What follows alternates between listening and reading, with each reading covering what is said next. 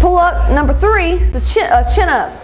Some people think these are pull-ups, but they're not. Chin up is underhand, kind of a closer grip. I don't use verses for these. Now, if you want crazy biceps, get good at chin ups. I told you guys the other day I don't ever hardly do isolation arms, because if you're doing heavy pulls, you're going to get it. You can throw it in there at the end. Alright, so chin ups. Same thing as the pull-ups when it comes to stretching from dead hang going halfway up. So you're going to go down, there. Okay, here's what you don't want. Here's what you don't want.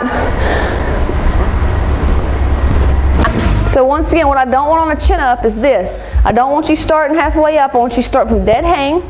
Here's what I don't want though. I don't want this. Where you're trying to get your chin over the bar, doing this right here. See all that anterior rotation? What exercise do you do that's like this? Nothing. This, go for this, sideways. Chest out, clavicle back, chest high. Everything you want to do. You can even get a close grip bar. Hold on. I can edit out through all that. This is another good one. You get this right here. You do it. It's almost like a chest up. So you hang. You're pulling up to your chest.